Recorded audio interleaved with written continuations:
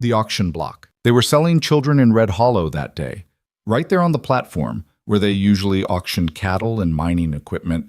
Lena stood on splintered wood under a sun that showed no mercy, 8 years old and holding her sister so tight, her arms ached. Mara was 3. Too young to understand the hands reaching, the voices bidding, the way men looked at them like they were deciding between two horses.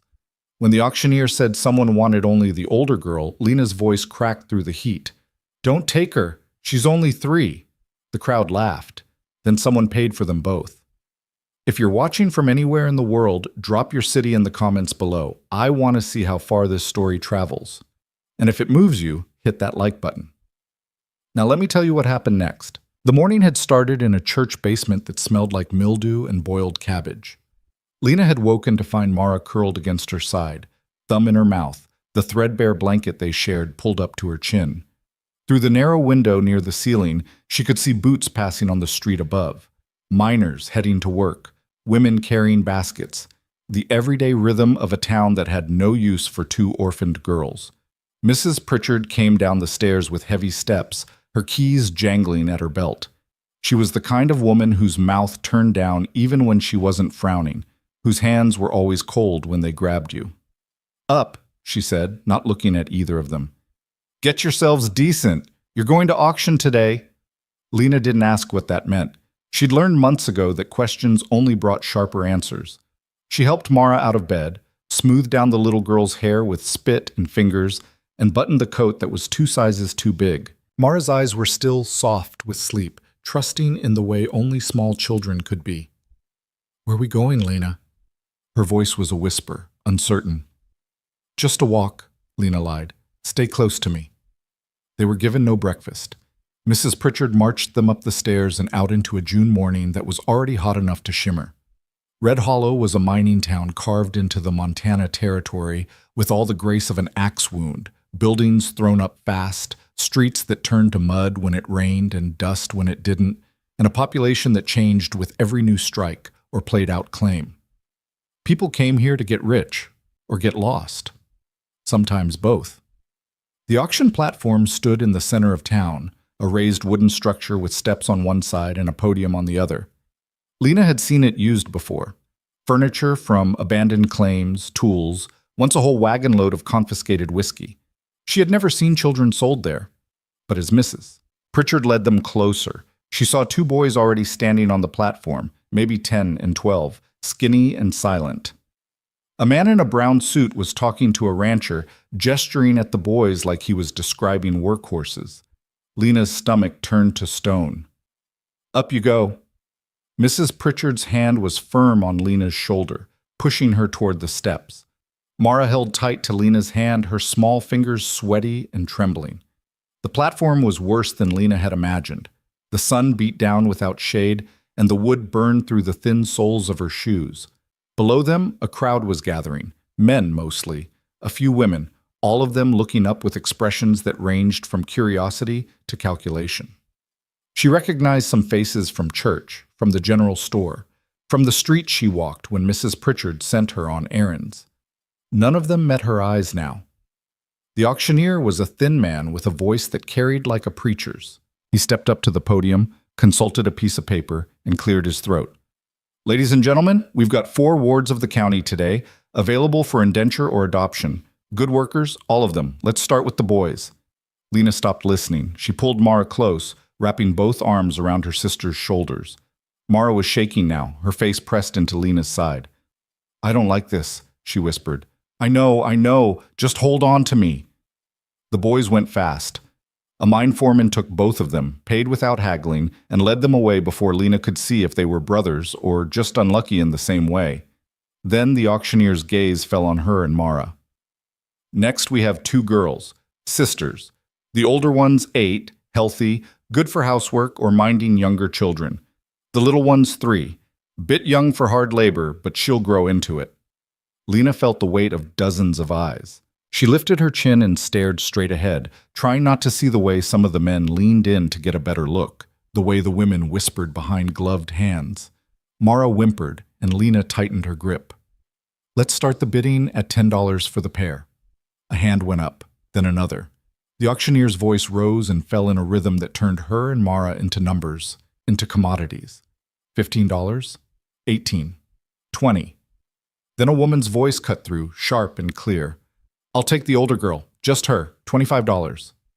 Lena's heart stopped. She turned and saw Mrs. Harlan, the dressmaker's wife, a pinch-faced woman who already had 3 daughters and was known for working them from dawn to dusk in the shop. The auctioneer looked uncertain. Ma'am, they're sisters. Selling them together would be, I don't need 2, just the one. She's big enough to be useful. The crowd murmured. Lena felt Mara's grip tighten so hard it hurt. She looked down and saw terror in her sister's eyes, the kind of fear that children shouldn't have to know. Something broke open in Lena's chest, something that had been holding back a flood of rage and desperation since the day their mother died and they were brought to Mrs. Pritchard's basement. Don't take her!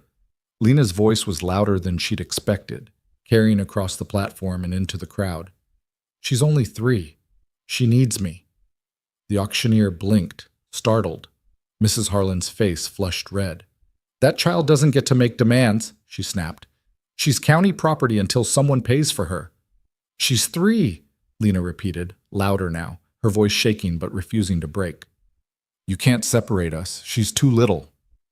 A few people in the crowd shifted uncomfortably. A man near the front muttered something about decency, but Mrs. Harlan stepped closer to the platform, her expression cold. I've made my offer. Either accept it or find someone willing to pay for both. The auctioneer hesitated, looking between Lena and the woman. The silence stretched, broken only by the sound of Mara's quiet sobbing against Lena's dress. Lena felt the platform tilt beneath her, felt the world narrowing to this single moment where everything could be taken away. Then a voice spoke from the back of the crowd, low and steady. I'll take them both. Every head turned.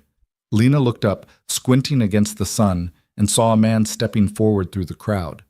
He was tall, broad-shouldered, dressed in worn work clothes and a hat that shadowed his face.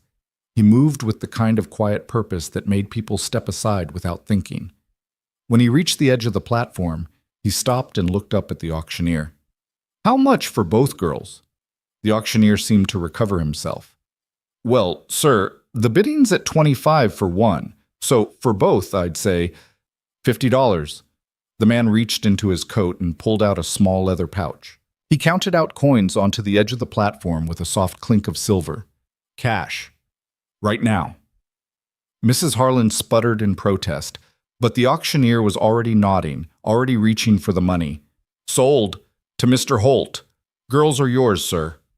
The man, Holt, didn't wait for paperwork or ceremony.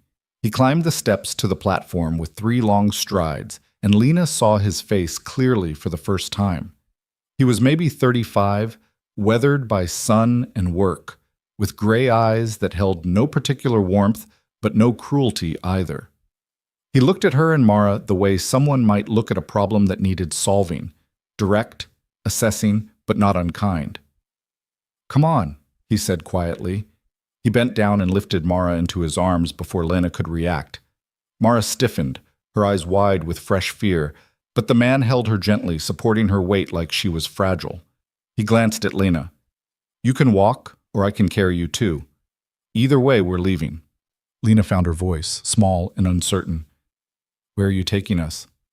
My ranch. It's about an hour's ride north. He started down the steps, still holding Mara. You coming? Lena looked back at the crowd, at Mrs. Pritchard's disapproving frown, at Mrs. Harlan's red-faced fury, at all the faces that had watched them be sold like livestock. Then she looked at this stranger who had paid $50 without blinking, who held her sister like she mattered. She followed him down the steps. He had a wagon waiting at the edge of the square, a sturdy flatbed with 2 horses hitched to the front. He set Mara down on the bench seat and then turned to help Lena up. His hand was rough with calluses, but steady. Once they were both settled, he climbed up beside them, took the reins, and clicked his tongue. The horses started forward without fuss. They rode out of Red Hollow in silence. Lena kept one arm around Mara, who was still trembling, her face buried against Lena's shoulder. The man, Holt, didn't speak. He just drove, his attention on the road ahead, his expression unreadable beneath the brim of his hat. The town fell away behind them, replaced by open country. Rolling hills covered in dry grass, clusters of pine and juniper, distant mountains that looked blue in the haze. The sun climbed higher, and the heat pressed down like a physical weight. Lena's mouth was dry, but she didn't ask for water. She didn't ask for anything. She just held Mara and tried to think past the fear. After maybe 30 minutes, Mara whispered, "Lena, I'm scared." "I know, me too." The man glanced at them, just a flicker of his eyes. Then he reached behind the seat and pulled out a canteen. He handed it to Lena without a word. She stared at it for a moment, then unscrewed the cap and took a small sip. The water was warm but clean. She helped Mara drink, then handed the canteen back. "Thank you," Lena said quietly. He nodded once and returned his attention to the road. Another 10 minutes passed before Lena found the courage to ask, "Why did you buy us?" Holt was quiet for so long she thought he wouldn't answer. Then he said, "Needed help around the place. It's a lot of work for one person." "We're just kids." "I know. Mara's only 3. She can't do much." "I know that too." Lena frowned, trying to make sense of him. "So why take her?" He glanced at her again, his expression still flat, but something shifting in his eyes. "Because you said not to." Lena didn't know what to say to that. She looked down at Mara, who had finally stopped shaking and was now just leaning heavily against her, exhausted. The wagon rolled on, the wheels creaking over uneven ground, and the silence settled back in. Not hostile, but not comfortable either. Just present. The ranch appeared gradually, coming into view as they crested a low hill. It was smaller than Lena had expected. A single-story house made of logs and rough-cut boards, a barn that leaned slightly to one side, a corral with a few horses, and a chicken coop near the back. Clothes hung on a line strung between 2 posts, flapping gently in the breeze. Everything looked worn but functional, like it had been built by someone who cared about usefulness more than appearance. Holt pulled the wagon to a stop in front of the house and climbed down. He didn't offer to help Lena this time, just waited while she lifted Mara down and then followed. The ground was hard-packed dirt, dusty and scattered with bits of hay. A few chickens wandered past, pecking at the ground and ignoring them entirely. "House is through there," Holt gestured toward the front door. "There's a room on the left. Used to be storage. I cleared it out this morning. You'll sleep there." Lena blinked. "You cleared it out this morning?" "Figured I'd need somewhere to put you if I brought you back." "But you didn't know you were going to buy us." "No, but I thought about it." He moved past them and pushed open the front door, stepping into the dim interior. Lena hesitated, then took Mara's hand and followed. The inside of the house was plain. Wooden floors, a stone fireplace, a table with 2 chairs, a kitchen area with a stove and a wash basin. Everything was clean but sparse, like someone had taken away anything that wasn't necessary. The room Holt had mentioned was small, barely big enough for the narrow bed and thin mattress he'd put inside. There was a single blanket folded at the foot of the bed, and a wooden crate turned on its side to serve as a makeshift shelf. "You can put your things in there," Holt said, nodding at the crate. Lena almost laughed. "We don't have any things." He looked at her for a moment, then nodded as if that made perfect sense. "Right. Well, you've got the bed and the blanket. I'll see about getting you something else tomorrow." "Why are you doing this?" The question came out sharper than Lena intended, driven by exhaustion and confusion and the weight of everything that had happened in the last few hours. Holt met her eyes. His expression didn't change, but there was something in his gaze, something almost like recognition. Because someone should. He left them there and went back outside. Lena heard his boots on the porch, then the sound of him talking quietly to the horses. Mara tugged on her sleeve. "Is he going to hurt us?" Lena looked around the small room, at the bed that was threadbare but clean, at the way the door didn't have a lock on it. She thought about the way Holt had lifted Mara without roughness, the way he'd handed over the canteen without making a show of it, the way he'd walked away from the auction without looking back to see if they followed. "I don't think so," Lena said slowly, "but we have to be careful." They stayed in the room until evening when Holt knocked on the doorframe and told them supper was ready. He'd made something simple: beans and cornbread, a little bacon fat for flavor. He set 2 plates on the table and then took his own and sat outside on the porch, leaving them alone to eat. Lena ate slowly, watching Mara devour her food with the desperate hunger of a child who'd gone without too many times. When they finished, Lena carried the plates outside. Holt was sitting on the porch steps, his own plate already empty, staring out at the darkening hills. "Thank you for the food," Lena said. He glanced up at her, nodded, and took the plates from her hands.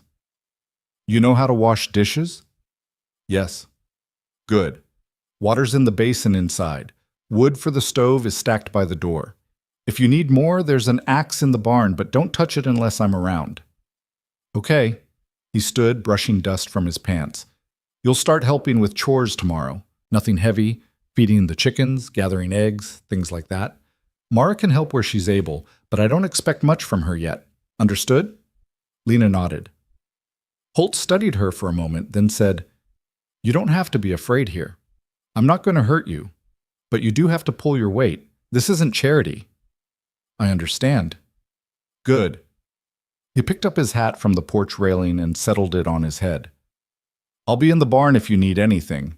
Don't wander off after dark. There's coyotes sometimes, and the terrain's rough if you don't know it." He walked away before she could respond, his figure disappearing into the shadows near the barn. Lena stood on the porch for a moment, the night air cooling her skin, and tried to make sense of the day. This morning she'd been standing on an auction block, certain that she and Mara would be separated, sold to people who saw them as labor and nothing else. Now she was here, on a ranch in the middle of nowhere, with a man who spoke in short sentences and didn't smile but had paid $50 to keep them together. She didn't trust it yet, but she wanted to. Inside, Mara was already curled up on the bed, her eyes heavy with sleep. Lena washed the dishes by lamplight, put them away, and then lay down beside her sister. The mattress was thin and the blanket was rough, but it was theirs, at least for tonight. Mara's breathing evened out, soft and steady, and Lena closed her eyes. For the first time in months, she didn't dream of the auction block. The next morning, Holt woke them before dawn. His knock on the door frame was quiet but firm, and when Lena opened her eyes, she saw gray light filtering through the single window. Mara stirred beside her, rubbing her eyes. "Up!" Holt called from the other side of the door. "Chores don't wait." Lena got Mara dressed and then followed the sound of movement to the kitchen. Holt was at the stove, frying eggs in a cast-iron pan. He didn't turn around when they came in, just nodded toward the table where 2 cups of milk were already set out. "Drink that, then come outside." They drank in silence, the milk cool and fresh. Holt finished cooking, divided the eggs onto 3 plates, and they ate quickly. No conversation, just the scrape of forks on tin and the crackle of the stove. When they were done, Holt led them outside into the pale morning light. The ranch looked different in the dawn, softer somehow, the sharp edges blurred by mist that clung to the low places. The chickens were already awake, clucking and scratching in the dirt near their coop. Holt handed Lena a small bucket. "Feed's in the barn, 1 scoop per chicken, scatter it around the coop. Don't let them out until they've eaten, or they'll wander." Lena took the bucket and glanced at Mara, who was standing close to her side, uncertain. Holt noticed and crouched down to Mara's level, his voice gentler than Lena had heard it yet. "You like chickens?" Mara nodded, shy. "Good. You can help your sister. Just don't chase them. They spook easy." He stood and walked toward the barn, leaving them to figure it out. Lena found the feed where he said it would be, a burlap sack filled with cracked corn and seeds. She scooped out a handful and showed Mara how to scatter it, and together they fed the chickens while the sun climbed higher and the mist burned away. It was simple work and strangely calming. The chickens didn't care who they were or where they'd come from. They just ate, pecked, and went about their business. Mara laughed when one of them flapped its wings and hopped onto a fence post, and the sound was so unexpected, so light, that Lena felt something loosen in her chest. Holt returned as they finished, carrying a toolbox and a length of rope. He inspected their work with a quick glance, then nodded. "Good. Now come with me. Fence needs mending." They spent the rest of the morning at the edge of the property, where part of the corral fence had come loose from its posts. Holt worked with steady efficiency, showing Lena how to hold the boards while he hammered, how to tie the rope to reinforce weak joints. Mara sat in the grass nearby, playing with the smooth stone she'd found, her earlier fear fading into cautious curiosity. By midday, the sun was high and brutal, and Holt called a break. They sat in the shade of the barn, drinking water from the same canteen he'd shared on the wagon ride. Lena's hands were sore, her arms aching from holding the boards, but there was a strange satisfaction in seeing the fence standing solid again. Holt leaned back against the barn wall, his hat tipped low over his eyes. For a while he didn't speak. Then, without preamble, he said, "You ever lived on a ranch before?" "No, we lived in town. My mother was a seamstress." "She teach you to sew?" "A little. Mostly she wanted me to go to school." Holt nodded slowly. "School's important. There's one in Red Hollow, but it's a long walk. Might be able to arrange something when winter comes and the work slows down." Lena stared at him, surprised. "You'd let me go to school?" "Why wouldn't I?" "Because you bought us to work." Holt lifted his hat and looked at her directly, his gray eyes tired but clear. "I bought you so you wouldn't get separated. The work's just what we all do to keep going. You're smart enough to need school, you'll go to school. Simple as that." Lena didn't know what to say. She looked down at her hands, at the dirt under her nails, and the calluses already forming on her palms. Beside her, Mara had fallen asleep in the grass, her head pillowed on her arms, her face peaceful. "Why are you being kind to us?" Lena asked quietly.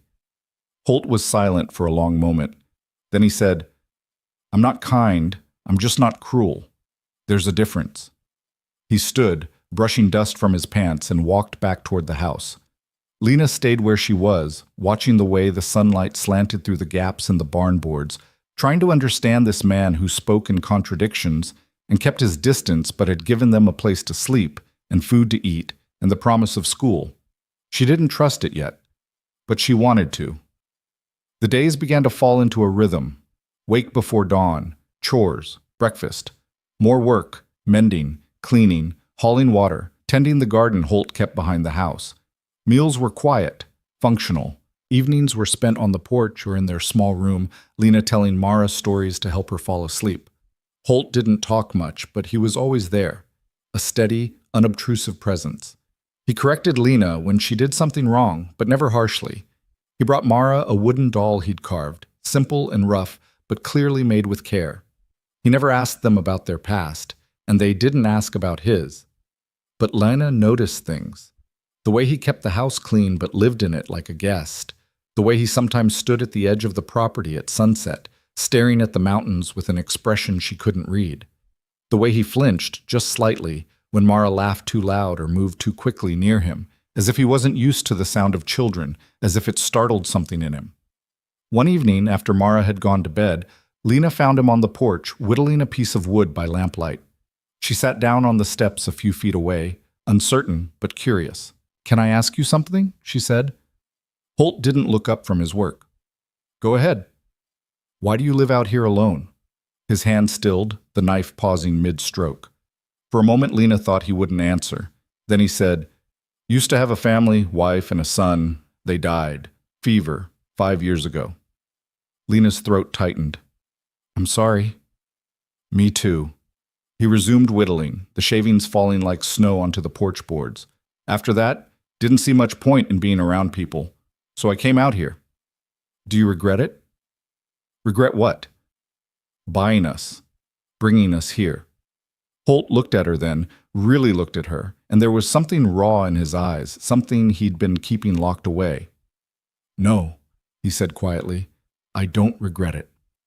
Lena believed him, and for the first time since the auction block, she let herself believe that maybe, just maybe, this could be something more than survival. Maybe it could be home. The quiet settled between them like dust after a storm, and Lena found herself watching the way Holt's hands moved, steady, purposeful, shaping something from nothing. She stood after a moment, murmured goodnight, and went inside to where Mara slept with one small fist curled beneath her chin. That night, Lena dreamed of her mother's hands threading a needle, the same careful precision, the same silent focus. When she woke, the dream lingered like smoke. 3 weeks passed. The work became familiar. The weight of the water bucket, the rhythm of scattering feed, the way the chickens came running when they heard the coop door open. Mara grew braver, venturing farther from Lena's side, chasing butterflies in the tall grass, talking to the horses in whispered conversations that made Holt's mouth twitch in something that wasn't quite a smile, but wasn't far from it either. Then one morning, as Lena was hanging laundry on the line, she heard the sound of hooves approaching from the south. She turned, shading her eyes against the sun, and saw two riders coming up the road. Her stomach tightened. Visitors meant questions, and questions meant attention they didn't need. Holt emerged from the barn, wiping his hands on a rag. He saw the riders and went still, his jaw tightening almost imperceptibly. "Go inside," he said to Lena, his voice low. "Take Mara with you." "Who are they?" "Don't know yet. Go." Lena gathered the laundry basket and hurried to the house, calling for Mara. They watched from the window as the riders approached. Two men, one older with a silver badge pinned to his vest, the other younger, clean-shaven, carrying a leather satchel. The older man dismounted with the stiffness of someone who spent too much time in the saddle, and Holt met them halfway between the house and the barn. "Mr. Holt," the man with the badge touched the brim of his hat. "Sheriff Dalton, this here's Mr. Pierce from the county office." Holt nodded once, his expression unreadable. "What can I do for you, Sheriff?" "Well, we're here about the girls you took from the auction a few weeks back. There's been some talk in town, questions about the arrangement, about whether it's proper for a single man to be raising two young girls without oversight." Lena's heart dropped into her stomach. Beside her, Mara pressed closer, sensing the shift in the air. Holt's voice remained level. "I paid for them legal. Got the papers to prove it." "That's true," the younger man, Pierce, said, opening his satchel and pulling out a folder. "The transaction was legitimate, but there are concerns about the children's welfare, Mr. Holt. The county has a responsibility to ensure they're being properly cared for. They're fed, they have a roof, they're not mistreated." "I'm sure that's the case," Sheriff Dalton said, his tone careful. "But appearances matter, and people talk. Mrs. Harlan's been vocal about her concerns, says it's not right, a man alone with two girls. She's suggesting the county should reassess the situation." Holt's hands clenched briefly at his sides, then relaxed. "Mrs. Harlan wanted to separate them. I didn't." "Be that as it may," Pierce said, "we need to conduct an inspection. See the living conditions, speak with the children, make sure everything's in order, standard procedure." Lena felt Mara's small hand slip into hers, trembling. She wanted to run out there, to stand between Holt and these men with their papers and their authority, but she knew it would only make things worse. So she stayed at the window and watched as Holt's shoulders rose and fell with a slow breath. "Fine," he said. "Look around all you want." The men followed Holt toward the house. Lena stepped back from the window, pulling Mara with her, and by the time the door opened, they were standing in the center of the main room, trying to look calm. Sheriff Dalton came in first, his gaze sweeping the space with professional efficiency. Pierce followed, making notes on a pad of paper. "Girls," the sheriff said, his voice gentler than it had been outside. "I'm Sheriff Dalton. This is Mr. Pierce. We're just here to make sure you're doing all right. Nothing to be afraid of." Lena didn't believe him, but she nodded anyway. Mara hid behind her, peeking out with wide eyes. Pierce walked through the house slowly, opening doors, checking corners. He spent extra time in the small room where Lena and Mara slept, examining the bed, the blanket, the crate with the few items Holt had given them: a hairbrush, a bar of soap, 2 tin cups. When he returned to the main room, he was still writing. "The conditions are adequate," Pierce said, his tone neutral. "Spartan, but clean. No signs of neglect or harm." Sheriff Dalton crouched down to Mara's level, his expression kind. "How old are you, sweetheart?" Mara held up 3 fingers, still half hidden behind Lena. "And do you like it here?" Mara nodded slowly. The sheriff looked up at Lena. "What about you? You're the older one, right? Lena?" "Yes, sir." "Has Mr. Holt treated you well?" Lena hesitated, aware of Holt standing near the door, his face impassive. She thought about the last 3 weeks, the quiet meals, the patient teaching, the way he'd carved Mara a doll and never asked for thanks. She thought about the way he'd paid $50 to keep them together when no one else cared. "Yes, sir," she said firmly. "He's been good to us." The sheriff studied her for a long moment, then nodded and stood. "All right. Mr. Pierce, you got what you need?" Pierce flipped through his notes. I'll need to file a report with the county. Recommend a follow-up visit in 6 weeks to ensure continued compliance with welfare standards. But for now, I don't see grounds for immediate removal. Lena felt the tension in her chest ease slightly, but she knew from the tightness in Holt's jaw that this wasn't over. The men left with promises to return, and as their horses disappeared down the road, Holt stood on the porch, silent and still. Lena stepped outside, leaving Mara in the house. Are they going to take us away? Not today. But they might come back. They will come back. What do we do? Holt turned to look at her, and for the first time since she'd met him, she saw something close to uncertainty in his eyes. We keep going. Do the work. Stay out of trouble. Hope it's enough. But hope, Lena was learning, was a fragile thing. The days after the visit felt different. Holt was quieter, more watchful. He took them into town only once, for supplies, and even then he kept them close, his hand on Lena's shoulder as they walked past the general store where women whispered and pointed. Mrs. Harlan was there, her gaze sharp and disapproving, and Lena felt the weight of her judgment like a stone. Don't pay her any mind, Holt murmured as they loaded flour and sugar into the wagon. She's got nothing better to do than make trouble. But the trouble was already growing. 2 more visits came in the following weeks. Once from Pierce alone, who inspected the house again and asked Lena a series of questions about chores, meals, bedtime.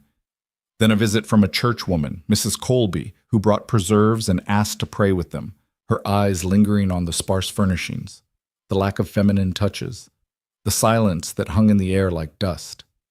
Each visit left Holt more tense, more distant. He worked longer hours, came in later, spoke less. Lena tried to help. Tried to keep everything clean and orderly. Tried to make sure Mara was always neat and well-behaved when anyone came around. But she could feel the scrutiny tightening like a noose. One evening, as she was washing dishes, Holt came in and sat at the table, his hat in his hands. He stared at it for a long time before speaking. They're building a case, he said quietly. Pierce told me today on Mrs. Harlan's got half the town convinced I'm unfit. They're saying a man alone can't raise girls properly, that it's improper, that you'd be better off in a home with a woman or adopted out to a proper family. Lena's hands stilled in the wash basin. We don't want to go to another family. I know. We want to stay here. Holt looked up at her, and the exhaustion in his face was so raw it made her chest ache. What you want doesn't carry much weight with the county, Lena. They'll do what they think is right, and they won't ask you first. Then what do we do? I don't know. The helplessness in his voice scared her more than anything else had.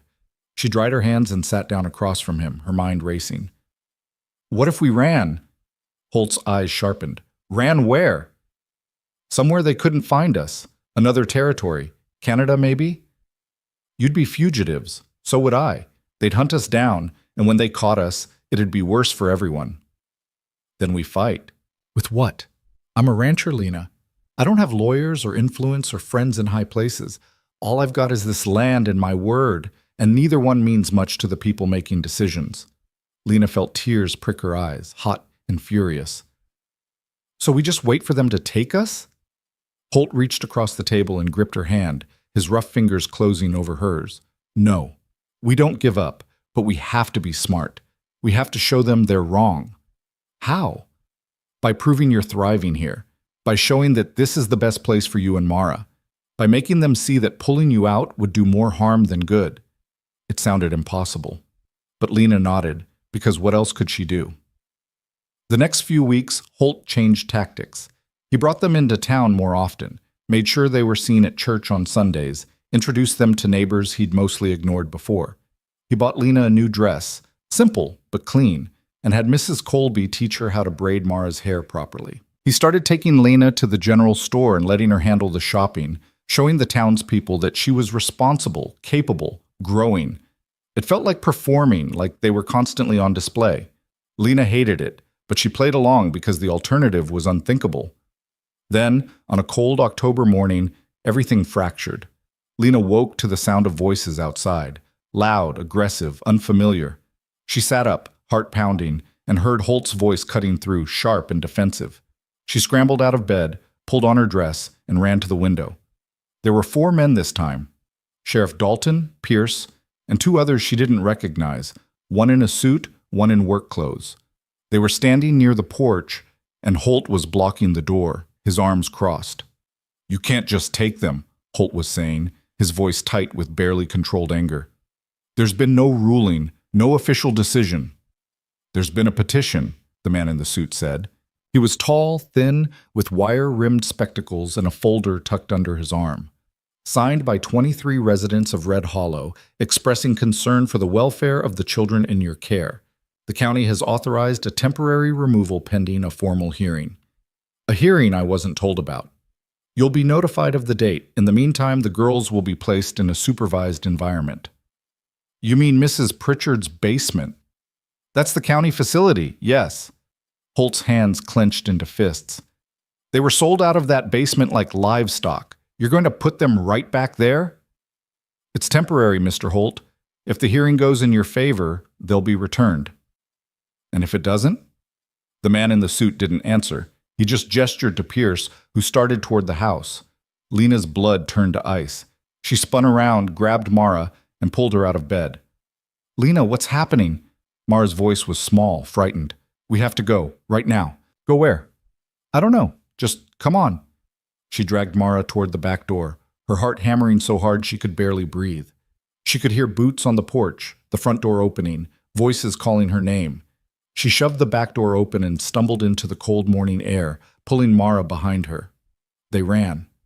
Not toward the road, but toward the hills, the rough, wild country behind the ranch where Holt had told them not to wander. Lena's bare feet slipped on rocks and stubbled grass, and Mara was crying, stumbling, but Lena didn't stop. She couldn't stop.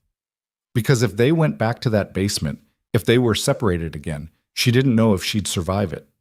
Behind them, she heard shouting, Holt's voice, angry and desperate. Other voices, commanding her to stop. She didn't look back. She just ran, dragging Mara deeper into the hills as the sun climbed higher and the cold bit through her thin dress. They ran until Mara couldn't run anymore, until she collapsed in a sobbing heap on a rocky outcrop surrounded by juniper and scrub pine. Lena pulled her into her arms, gasping for breath, and looked back the way they'd come. She couldn't see the ranch from here, just hills and sky and the distant line of mountains. They were alone, and it was getting colder. Mara shivered against her, her teeth chattering. "I'm scared, Lena." I know. I'm sorry." "Are they going to find us?" Lena looked around at the empty landscape, at the endless stretch of wilderness that could hide them or kill them, depending on how lucky they were. She thought about Holt, about the way he'd stood on that porch and tried to fight for them. She thought about the basement in Red Hollow, about the auction block, about all the ways the world had tried to break them. "I don't know," she whispered, "but we're not going back. Not to that place. Not ever." Mara buried her face in Lena's shoulder, and they sat together on the cold rock, 2 small figures against the vast indifference of the land, waiting for whatever came next. Hours passed. The sun moved across the sky, and the temperature dropped. Lena tried to keep Mara warm, wrapping her arms around her sister and tucking them both into a hollow between 2 boulders that blocked some of the wind, but it wasn't enough.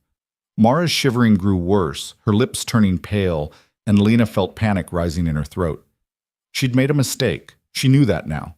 Running had been instinct, desperation, but it wasn't a plan. They had no food, no water, no shelter. And night was coming. As the sun began to sink toward the horizon, painting the sky in shades of orange and red, Lena heard something, the distant sound of footsteps, careful and deliberate. She tensed, ready to run again, but then a familiar voice called out, "Lena, Mara!" It was Holt, alone. Lena didn't move, didn't answer. She just held Mara tighter, torn between relief and fear. "I know you're scared," Holt said, his voice carrying through the stillness. "I know you don't want to go back, but you can't stay out here. It's too cold. You'll freeze before morning." Lena closed her eyes, tears slipping down her cheeks. She knew he was right. But going back meant facing the men with their papers and their authority, meant losing everything they'd found here. "They're gone," Holt said, closer now. "I sent them away, told them I'd bring you in myself tomorrow, bought us one night." One night doesn't change anything. No, but it gives us time to figure out what does. Lena opened her eyes and saw him standing a few yards away, his hat in his hands, his face drawn with worry and something else, something that looked almost like fear. "Please," he said quietly. "Come home." Mara stirred in Lena's arms, her voice weak and trembling. "Lena, I'm so cold." Lena looked down at her sister's pale face, at the way her small body shook, and knew she didn't have a choice. She stood slowly, lifting Mara with her, and Holt stepped forward to help. He took Mara into his arms, wrapped his coat around her, and started back toward the ranch without another word. Lena followed, numb and exhausted, her feet bleeding from the rocks. The walk back felt longer than the run-out had been, and by the time they reached the house, the sky was dark and full of stars. Holt carried Mara straight to the bed, wrapped her in every blanket they had, and built up the fire until the room glowed with heat. He made Lena sit by the stove, wrapped a blanket around her shoulders, and brought her water that she drank without tasting.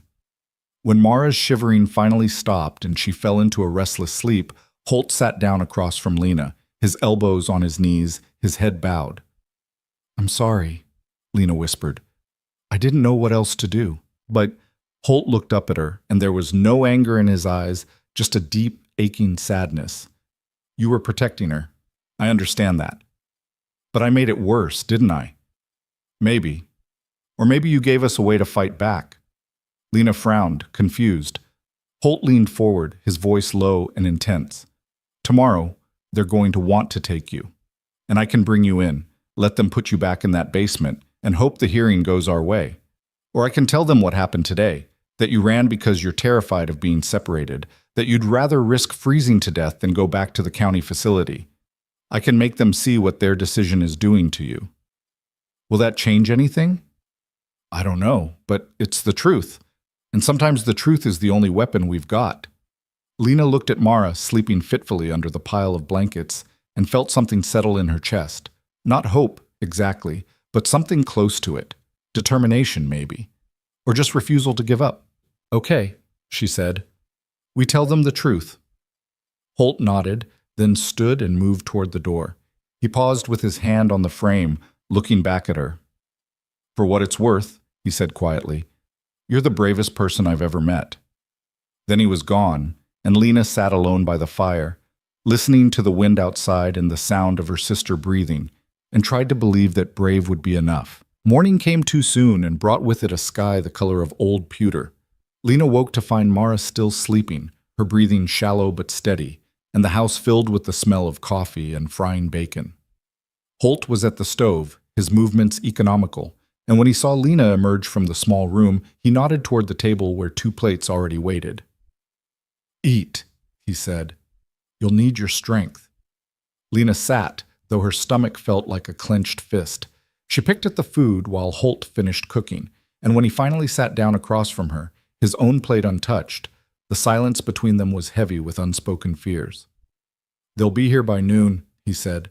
"Sheriff Dalton sent word at first light. The hearing's been moved up, set for tomorrow morning at the courthouse in Red Hollow. They want you there tonight, in county custody, so there's no chance of you running again." Lena's throat went tight. "And if we don't go?"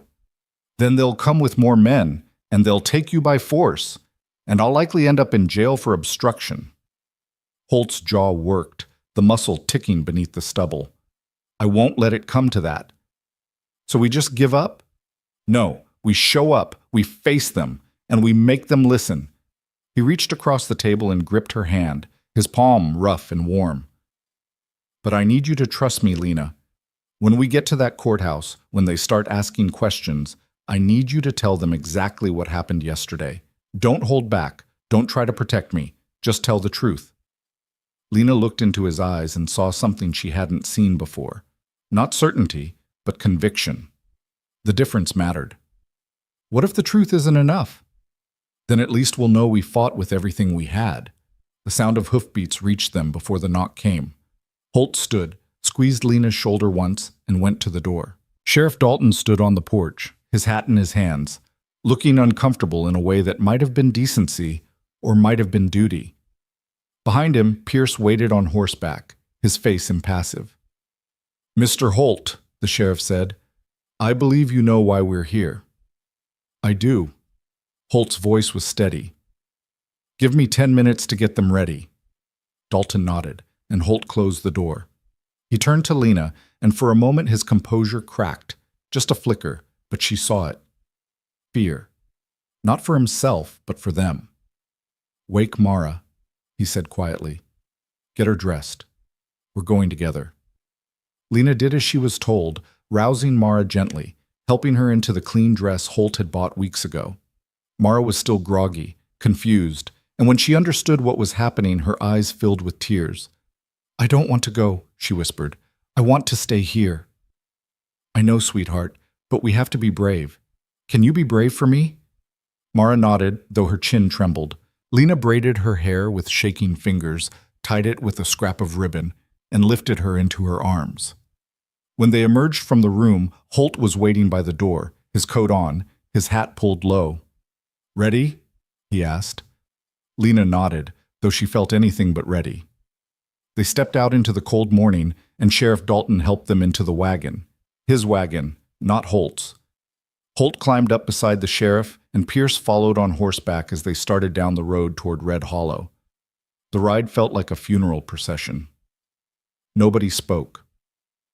Mara buried her face in Lena's shoulder, and Lena stared at the passing landscape. The hills they'd run through yesterday, the distant line of trees, the sky that seemed to press down on them like a judgment already rendered. She thought about the auction block, about the basement that smelled like mildew, about all the ways the world found to punish children for the crime of being unwanted. They reached Red Hollow just after noon. The town looked the same as it always did. Dusty streets, false front buildings, people going about their business with the kind of indifference that came from seeing too much hardship. But when the wagon rolled past the general store, Lena saw faces turn, saw Mrs. Harlan standing on the boardwalk with her arms crossed, saw the way people whispered and pointed.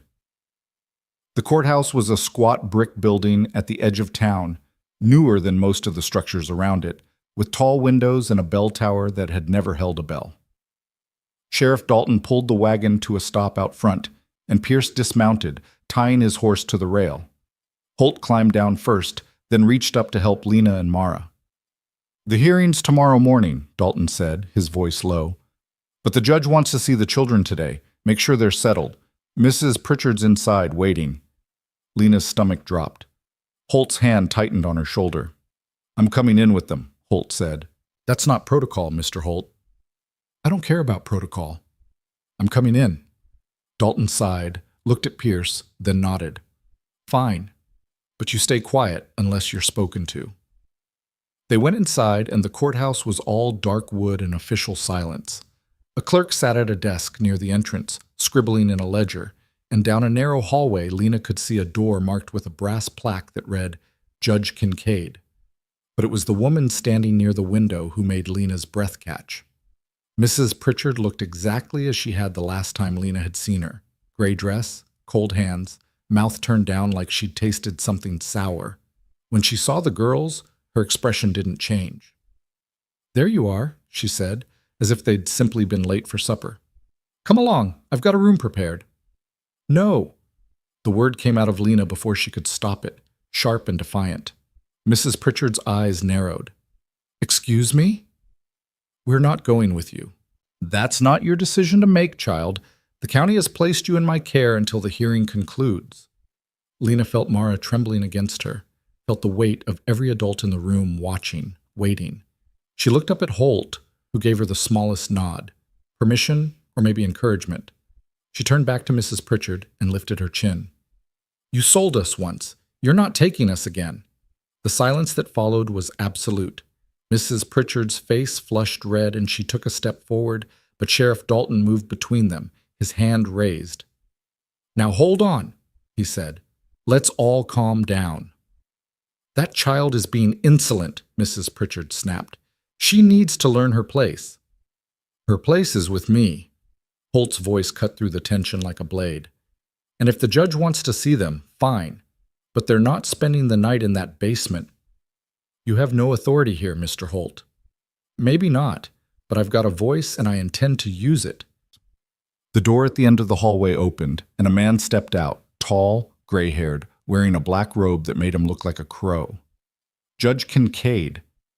He took in the scene with sharp eyes, then gestured for silence. "What's all this commotion?" Sheriff Dalton stepped forward. "Your Honor, we've brought the children as requested, but there's some disagreement about the arrangements for tonight." "I can hear that." Kincaid looked at Mrs. Pritchard, then at Holt, then down at Lena and Mara. His gaze lingered on Mara, who was crying silently, her face pressed into Lena's shoulder. "Bring them into my chambers. All of you. Let's sort this out now rather than drag it into tomorrow." They filed into the judge's chambers, a room lined with law books and smelling of pipe tobacco. Kincaid sat behind a large oak desk and gestured for everyone else to find seats. Holt pulled 2 chairs forward for Lena and Mara, then stood behind them, his hand resting lightly on the back of Lena's chair. Kincaid folded his hands on the desk and looked at Pierce. "Give me the summary." Pierce opened his folder and began reading in a monotone voice. The facts, as he presented them, were cold and procedural. 2 orphaned girls purchased at auction by a single man with no family, living in isolated conditions, complaints filed by concerned citizens, a petition for removal. He mentioned yesterday's incident, the girls fleeing into the hills, as evidence of instability and poor judgment on Holt's part. When he finished, Kincaid turned to Mrs. Pritchard. "And you believe the children would be better served in county custody?" "Without question, Your Honor. Mr. Holt is a bachelor with no experience raising children, particularly girls. It's improper and potentially dangerous. These children need structure, supervision, and a feminine influence." "They need to not be separated," Holt said, his voice tight. Kincaid raised an eyebrow. "You'll have your chance to speak, Mr. Holt. For now, I'm asking questions." He turned to Lena, and his expression softened slightly. "Young lady, I'd like to hear from you. What's your name?" "Lena, sir." "Lena, can you tell me why you ran away yesterday?" Lena glanced up at Holt, who nodded. She took a breath and forced herself to meet the judge's eyes. "Because I was scared." "Scared of what?" "Scared they were going to take Mara away from me. Scared they were going to put us back in that basement where we were before Mr. Holt bought us. Scared we'd get separated again." "Had Mr. Holt done anything to make you afraid of him?" "No, sir. He's been good to us. He gave us food and a place to sleep, and he didn't hurt us. He even said I could go to school when winter came." Her voice cracked. "But those men showed up and said they were taking us, and all I could think about was the auction block, and how nobody cared that Mara was only 3, and how Mrs. Harlan only wanted me, not both of us. So I ran. Because if we went back to the county, I didn't know if we'd ever be together again." Kincaid was quiet for a long moment. Then he looked at Mara, who had finally lifted her head and was staring at him with red, swollen eyes. "And you, little one, what's your name?" "Mara," she whispered. "Mara, do you like living with Mr. Holt?" Mara nodded. "Can you tell me why?" Mara's voice was so soft, Lena barely heard it. "He made me a doll. And he lets Lena sleep with me. And he doesn't yell." Kincaid's mouth twitched, something that might have been the ghost of a smile. He leaned back in his chair and looked at Holt. "Your turn, Mr. Holt. Why did you take these girls from the auction?" Holt's jaw tightened. "Because they were going to be separated, and that didn't sit right with me. That's a charitable impulse. But charity isn't the same as capability. Mrs. Pritchard raises a valid concern. You're a single man with no family, no wife, no experience with children. What makes you think you can provide what they need?" "I don't know if I can," Holt said bluntly. "But I know what they don't need. They don't need to be treated like property. They don't need to be split up. They don't need to spend another night in a basement wondering if someone's going to come for them." He paused, his voice dropping. "I lost my own family 5 years ago, my wife and son. Fever took them both in the same week. I thought I was done after that. Thought I'd just work the land and keep to myself until my time came. But then I saw these 2 girls on that platform, and I saw the way Lena was holding Mara, and I heard her say, 'Don't take her,' and something in me couldn't walk away. So I didn't. And maybe I'm not the best person to raise them. Maybe I don't know what I'm doing half the time. But I'll be damned if I let them go back to a system that values rules over people." The room fell silent. Even Mrs. Pritchard seemed at a loss for words. Kincaid studied Holt for a long time, his fingers steepled beneath his chin. "Mr. Pierce," he said finally, "in your inspection of Mr. Holt's property, did you find any evidence of abuse, neglect, or improper conduct?" Pierce hesitated, then shook his head. "No, Your Honor. The conditions were adequate. The children appeared healthy and cared for." "And the incident yesterday, the girls running into the hills, do you believe that was a result of mistreatment by Mr. Holt, or fear of being removed from his care?" Pierce glanced at Mrs. Pritchard, then back at the judge. "Based on the testimony here, I'd say the latter." Kincaid nodded slowly. He looked at Mrs. Pritchard. "Your concerns are noted, ma'am, but I'm not convinced that removing these children from Mr. Holt's care serves their best interest. However, I'm also not prepared to dismiss the matter entirely. Here's what's going to happen. The formal hearing will proceed tomorrow as scheduled. I'll hear testimony from both sides, review the documentation, and make a final ruling. In the meantime, the children will remain with Mr. Holt under the condition that he bring them to court tomorrow morning without fail. Sheriff Dalton will accompany them to ensure compliance." Mrs. Pritchard stood abruptly. "Your Honor, this is highly irregular. It's my courtroom, Mrs. Pritchard, and I'll run it as I see fit. These children have been through enough upheaval. One more night won't change the outcome, but it might give them a measure of peace." He looked at Lena and Mara, his expression almost kind. "You're dismissed. Go home. Get some rest. Tomorrow we'll settle this properly." Lena felt something break loose in her chest. Not quite relief, but close enough. Holt's hand squeezed her shoulder, and she looked up to see him nodding, his face carefully blank, but his eyes bright with something that might have been gratitude or might have been unshed tears. They left the courthouse in silence, climbing back into the wagon under Sheriff Dalton's watchful eye. The ride back to the ranch felt different this time, not lighter exactly, but less like a march to execution. Mara fell asleep against Lena's side, exhausted from crying, and Lena let herself lean into Holt's solid presence beside her. When they reached the ranch, Dalton helped them down and tipped his hat to Holt. "I'll be back at dawn to escort you to town. Don't make me regret giving you this chance." "You won't," Holt said. Dalton rode away, and they were alone again under a sky that had cleared to a hard, bright blue. Holt carried Mara inside and laid her on the bed, then turned to Lena. "You did good today," he said quietly. Telling the truth like that. It mattered. "Did it? We're not safe yet." "No, but we're not beaten either." He moved to the stove, started building a fire. "Tomorrow's going to be hard. There'll be more questions, more people trying to poke holes in our story. But if we stick together, if we keep telling the truth, we've got a chance." Lena watched him work, this quiet man who had bought them on an impulse and somehow become the only stable thing in their world. What if they take us anyway? Holt's hands stilled. He turned to look at her, and there was something fierce in his eyes, something she hadn't seen before. "Then I'll fight. I'll appeal. I'll make so much noise they'll regret ever bringing this to court. And if all else fails, I'll find a way to get you back.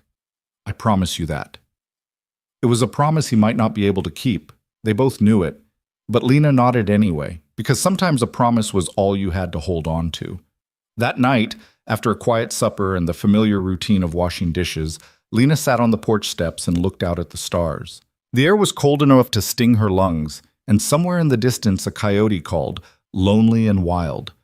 Holt came out and sat beside her, a blanket draped over his shoulders that he wordlessly shared with her. "My mama used to say the stars were holes in the sky," Lena said softly. "Places where heaven was shining through." "That's a nice thought. Do you think she's up there, watching?" Holt was quiet for a moment. "I think if she is, she's proud of you, the way you've taken care of your sister, the way you stood up in that courthouse today. That took courage." Lena felt tears prick her eyes. "I'm tired of having to be brave." "I know, but that's the thing about bravery. It's not something you choose when you're strong. It's what you do when you're tired and scared and everything's falling apart, and you keep going anyway." He paused. "Your mama would be proud, and for what it's worth, so am I." The tears spilled over then, hot and silent, and Lena didn't bother wiping them away. Holt put his arm around her shoulders, awkward but genuine. and they sat together under the stars while the night deepened around them. Inside, Mara slept peacefully for the first time in days, her wooden doll clutched in one small hand.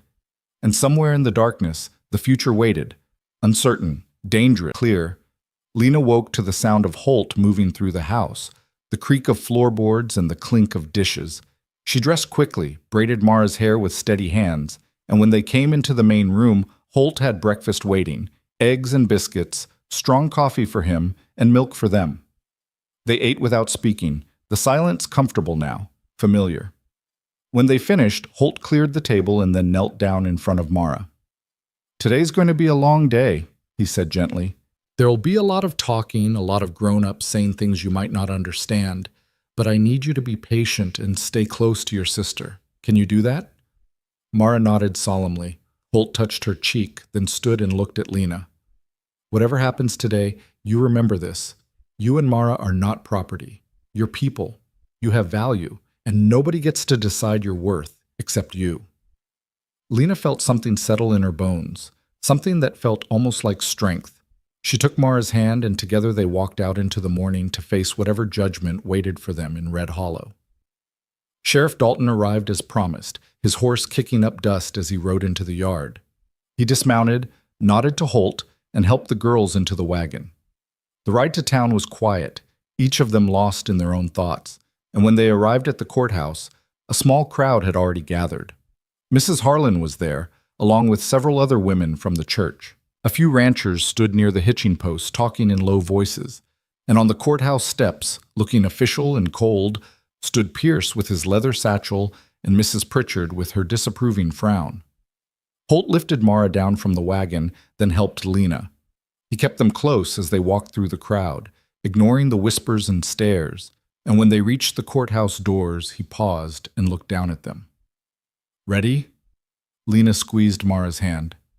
"Ready." They stepped inside and the doors closed behind them with a sound like finality. The hearing was about to begin, and whatever happened next would determine whether they walked out of this building together or lost each other forever to the machinery of good intentions and bad laws. But Lena had told the truth, and Holt had made a promise. And sometimes, in a world that dealt mostly in cruelty and indifference, that was enough to tip the scales. The courtroom was smaller than Lena had imagined, with wooden benches arranged in neat rows and windows that let in cold morning light. Judge Kincaid sat behind his bench, his black robe stark against the pale wood, and a clerk sat to his right with a pen poised over a ledger. The room smelled of old paper and floor wax, and every sound, footsteps, whispers, the scrape of a chair, seemed to echo off the walls. Holt guided them to a bench near the front, and they sat with Mara between them. Behind them, the benches filled with townspeople, some curious, some concerned, some just looking for entertainment on a slow Tuesday morning. Lena could feel their eyes on her back, could hear the rustle of skirts, and the low murmur of judgment. Mrs. Pritchard sat across the aisle with Pierce, her spine rigid, her hands folded in her lap. Mrs. Harlan was there too, along with several other women whose faces Lena recognized from church. They looked at Holt the way people looked at something distasteful, something that needed to be dealt with and put away. Judge Kincaid rapped his gavel once, and the room fell silent. "This hearing is called to order. We're here to determine the custody arrangement for Lena and Mara." He paused, glancing at his papers. "No last name listed. 2 minors currently in the care of Caleb Holt, pursuant to a legal purchase from a county auction held 6 weeks ago. The petition before me requests removal of the children from Mr. Holt's custody on grounds of impropriety and inadequate supervision. Mr. Pierce, you may present the county's case." Pierce stood, his suit perfectly pressed, his wire-rimmed glasses catching the light. He opened his folder and began speaking in a voice that was calm, measured, and completely devoid of emotion. "Your Honor, the county's position is straightforward. While Mr. Holt's purchase of the children was technically legal, the arrangement is inappropriate by any reasonable standard. Mr. Holt is an unmarried man with no family support, no experience in child rearing, and no female presence in his household. The children are living in isolated conditions with minimal social interaction, limited educational opportunities, and no proper moral guidance. Furthermore, 2 days ago, The children fled Mr. Holt's property and spent several hours exposed to the elements, a clear indication that they do not feel safe or secure in his care. He went on, citing regulations and precedents, painting a picture of a well-meaning but fundamentally unsuitable guardian. Lena felt each word like a stone, heavy and cold. Beside her, Mara had gone very still, her small hand gripping Lena's so tight it hurt. When Pierce finished, Judge Kincaid nodded. "Thank you, Mr. Pierce. Mrs. Pritchard, I understand you have testimony to offer?" Mrs. Pritchard stood, smoothing her gray dress. "Yes, Your Honor. I've been managing the county facility for orphaned and abandoned children for 12 years. In that time, I've seen many unfortunate situations, but this one is particularly troubling. These girls need structure, discipline, and feminine guidance, things Mr. Holt cannot provide. They need to be prepared for proper domestic service or marriage, taught skills that will make them useful members of society. Under Mr. Holt's care, they're running wild, without supervision or correction. The incident 2 days ago proves my point. Children who feel safe don't run away." Lena wanted to stand up and scream that they hadn't run from Holt. They'd run from her, from the basement, and the cold hands, and the certainty of being separated. But Holt's hand came to rest on her shoulder, steady and firm, holding her in place. Judge Kincaid looked at Mrs. Pritchard. "In your professional opinion, where should these children be placed?" "Back in county custody until suitable families can be found. Preferably families with both a mother and father, people of good standing who can provide a proper Christian home." "And if such families can't be found?" Mrs. Pritchard's mouth thinned. "Then they remain in the facility until they're old enough for service positions. It's not ideal, but it's better than the current situation." Kincaid made a note, then looked up. "Mrs. Harlan, I see you're listed as a witness. Please stand." Mrs. Harlan rose, her face flushed with righteous purpose. "Your Honor, I tried to adopt the older girl at the auction. I offered fair payment and could have given her a good home, taught her a trade in my husband's dress shop. But Mr. Holt interfered, paid an exorbitant sum for both children, and has since kept them isolated on his property. It's unseemly, Your Honor. A grown man living alone with 2 young girls. People talk. And in a small town like Red Hollow, reputation matters. These children deserve better than to be the subject of gossip and speculation." "Did you want both children, Mrs. Harlan, or just the older one?" Mrs. Harlan hesitated. "Well, I offered for the older one. The younger child is too small to be useful yet." "I see. And if you'd been successful in your bid, what would have happened to the younger child?" "I suppose she would have been sold separately. That's how these things work." Kincaid's expression didn't change, but something flickered in his eyes. "Thank you, Mrs. Harlan. You may sit." He turned his attention to Holt. "Mr. Holt, you'll have an opportunity to respond to these allegations, but first, I'd like to hear from the children themselves." He looked at Lena. "Young lady, please stand." Lena's legs felt unsteady as she rose. Every eye in the room was on her, and she could feel the weight of their expectations. Some wanting her to condemn Holt, others hoping she'd defend him, all of them ready to judge whatever she said. "Lena," Judge Kincaid said, his voice gentler than it had been, "I'm going to ask you some questions, and I want you to answer them honestly. Nobody here is going to punish you for telling the truth. Do you understand?" "Yes, sir." "Good. First question. Do you feel safe living with Mr. Holt?" Lena thought about the last 6 weeks, the quiet meals, the patient teaching, the way Holt had never raised his voice or his hand, even when she made mistakes, the way he'd carved Mara a doll and promised Lena could go to school, the way he'd stood on the courthouse steps yesterday and fought for them when it would have been easier to walk away. "Yes, sir. I feel safe. Has Mr. Holt ever struck you or your sister?" "No, sir."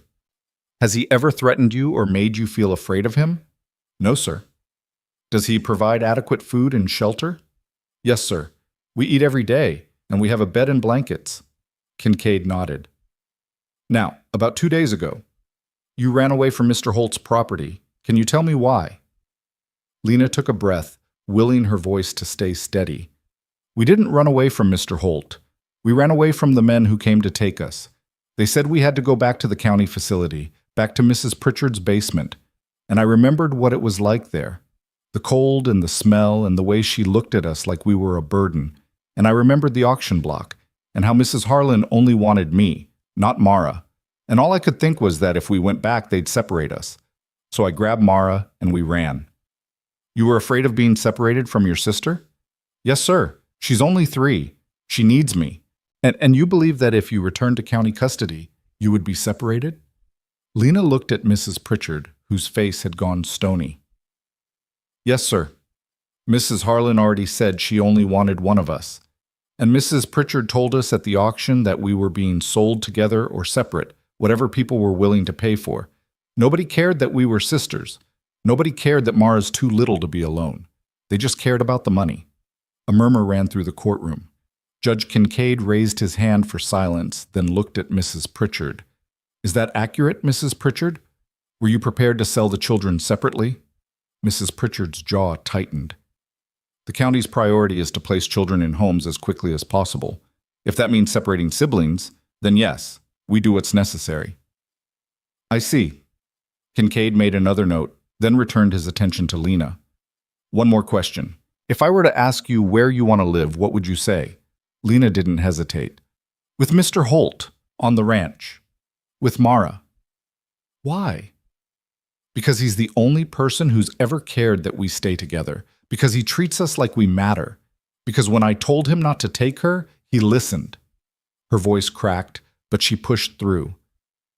He's not perfect, and maybe he doesn't know everything about raising kids, but he's trying, and he keeps his promises, and that's more than anybody else has done for us. Kincaid studied her for a long moment, then nodded. Thank you, Lena. You may sit. Lena sank back onto the bench, her heart pounding. Holt's hand found her shoulder again, a brief squeeze of reassurance. Beside her, Mara was crying silently, tears streaming down her cheeks, and Lena pulled her close. Mr. Holt, Judge Kincaid said, please stand and approach the bench.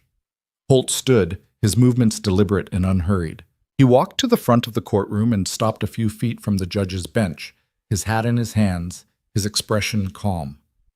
Mr. Holt, you've heard the testimony against you. The county believes you're an unsuitable guardian for these children. What's your response? Holt was quiet for a moment, as if choosing his words carefully. Then he said, they're right about some things. I'm not married, I don't have family nearby, I've never raised children before, and I don't know all the things I should. But they're wrong about the most important thing. They think I took these girls to use them, to get cheap labor, or to satisfy some need. That's not why I did it. Then why did you? Because I saw 2 kids on an auction block being sold like animals, and I saw the older one trying to protect the younger one, and I couldn't walk away. My wife and son died 5 years ago, and for a long time after that I didn't see the point in much of anything. I worked the land because it needed working, and I kept breathing because stopping seemed like too much effort. But when I heard that little girl say, don't take her, something in me woke up, and I thought maybe I could do one decent thing. Maybe I could keep them together. So I paid the money, and I brought them home. And I've been trying every day since to give them something better than what they had. The county argues that you can't provide proper moral guidance or feminine influence. The county's right. I can't teach them to sew or to manage a household the way a woman could, but I can teach them to work hard and to be honest and to stand up for what's right. I can make sure they eat and sleep safe and don't have to wonder if tomorrow they'll be torn apart and sold to different people. And when winter comes and the work slows, I'll take Lena into town for school like I promised, because she's smart and she deserves better than to spend her life scrubbing floors. What about Mara? She's very young. She is. Too young for hard work. So she helps where she can, gathering eggs, pulling weeds in the garden, but mostly she just plays. Kids should get to play. Holt's voice roughened. My son was 4 when he died. He liked to chase chickens and build things out of sticks. Mara reminds me of him sometimes. The way she laughs when something surprises her. The way she falls asleep with that doll I made her. And maybe that's selfish of me. Maybe I'm keeping them because they fill some hole that's been empty too long. But I don't think wanting to take care of someone is a bad reason to do it. Judge Kincaid leaned back in his chair, his fingers steepled beneath his chin. The law is clear about what constitutes a suitable home, Mr. Holt. It requires stability, moral instruction, and proper supervision. On paper, your household doesn't meet those standards, but the law is also supposed to serve the best interests of the child. So I'm going to ask you directly, what do you think is in the best interest of these two girls? Holt looked back at the bench where Lena and Mara sat huddled together. His eyes met Lena's and something passed between them. Understanding, maybe, or trust. He turned back to the judge. I think they need to stay together. I think they need someone who sees them as people, not problems. And I think pulling them out of a place where they finally feel safe, just to satisfy some notion of propriety, would do more harm than any lack of feminine influence ever could. The courtroom was silent. Judge Kincaid sat motionless, his expression unreadable. Then he looked at Pierce. Mr. Pierce, in your professional assessment, if these children are removed from Mr. Holt's custody, what's the likelihood they'll be adopted together? Pierce shifted uncomfortably. Your Honor, given their ages and the fact that they're sisters, it would be challenging. Most families prefer younger children, and taking two at once is a significant commitment. So they'd likely be separated. It's possible, yes. And if they remain in county custody long term, what's their future? Pierce glanced at Mrs. Pritchard, then back at the judge. They'd be placed in service positions when they're old enough, domestic work most likely. With no education? The county facility provides basic instruction in reading and arithmetic, but no formal schooling. No, Your Honor. Resources are limited. Kincaid nodded slowly. He looked at Mrs. Harlan. Mrs. Harlan, if I were to grant your petition and place the older girl in your care, would you be willing to take the younger one as well? Mrs. Harlan's face flushed. Your Honor, I simply don't have the capacity. That's a no, then. It's not that I don't care about the child's welfare, but she's too young to contribute, and my husband and I have our own children to consider, so I understand. You may sit. The judge turned his attention back to the courtroom, scanning the faces gathered there. Is there anyone present who would be willing to adopt both children, providing them with a stable home and keeping them together? Silence. People looked at each other, shifted in their seats, but nobody spoke. Lena felt her chest tighten, felt the crushing weight of unwantedness settle over her like a blanket. Beside her, Mara had gone very still, barely breathing. Judge Kincaid waited, giving the silence time to stretch and break and reform. Then he sighed. The court has heard testimony from both sides. The law requires me to consider the welfare of the children above all other concerns. The county has raised valid points about the unconventional nature of Mr. Holt's household. However, the evidence presented shows that the children are adequately fed, housed, and cared for. More importantly, they feel safe in Mr. Holt's care and desperately wish to remain together. Given that no alternative placement has been offered that would keep them together, and given that removal would likely result in their separation and placement in institutional care with limited prospects for education or advancement, I'm ruling in favor of Mr. Holt. A collective gasp ran through the courtroom. Mrs. Pritchard stood abruptly. Your Honor, this is highly irregular. It's my courtroom, Mrs. Pritchard, and I'll run it as I see fit. Kincaid's voice was sharp. However, this ruling comes with conditions. Mr. Holt, you will ensure that Lena receives formal education, either through the town school or private instruction. You will submit to quarterly inspections by the county to verify that conditions remain adequate. And you will make arrangements for the children to have regular interaction with respectable women in the community who can provide guidance on matters you're not equipped to address. Do you accept these terms? Holt's voice was steady. Yes, Your Honor. Then custody is granted, subject to review in 6 months. If at that time the conditions have been met and the children continue to thrive, the arrangement will become permanent. He rapped his gavel once. This hearing is concluded. The courtroom erupted, people talking, some angry, some approving, all of them with opinions they needed to voice. But Lena heard none of it. She turned to Holt, and he was looking down at her with something in his eyes that might have been relief or might have been the beginning of hope. We can stay? Her voice was barely a whisper. You can stay. Mara launched herself at Holt, wrapping her small arms around his leg and crying into his pants. He bent down and picked her up, holding her with an awkwardness that was becoming familiar, and Lena saw his throat work as he swallowed hard. Sheriff Dalton appeared at their side, his expression carefully neutral. Congratulations, Mr. Holt. I'll be by next week to verify you're following through on the judge's conditions. I will be. See that you are. Dalton tipped his hat and moved away, and Pierce followed him out without a word, his folder tucked under his arm. Mrs. Pritchard stopped in front of them, her face rigid with disapproval. This is a mistake, Mr. Holt. Those children need proper guidance, and you can't provide it. Maybe not, Holt said quietly, but I can give them something you never did, a chance to stay together. Mrs. Pritchard's mouth opened, then closed. She turned and walked away, her spine stiff, and Lena felt a fierce satisfaction watching her go. Mrs. Harlan passed without speaking, but her look said everything: disdain, judgment, the certainty that they were all headed for ruin. A few other women followed her out, whispering behind gloved hands, but not everyone left in disapproval. Mrs. Colby, the churchwoman who had visited the ranch weeks ago, stopped and touched Lena's shoulder. "You're a brave girl," she said softly. "And you, Mr. Holt, you did a good thing today. If you need help with the schooling or anything else, you let me know." "Thank you, ma'am," Holt said. She smiled and moved on, and slowly the courtroom emptied. Soon it was just the three of them standing in the pale morning light, the future suddenly vast and uncertain, but theirs to shape. "Let's go home," Holt said. They walked out of the courthouse into a day that had turned bright and cold. The crowd had mostly dispersed, though a few stragglers remained watching. Holt lifted Mara into the wagon, helped Lena up, and climbed onto the bench beside them. He took the reins, clicked his tongue, and the horses started forward.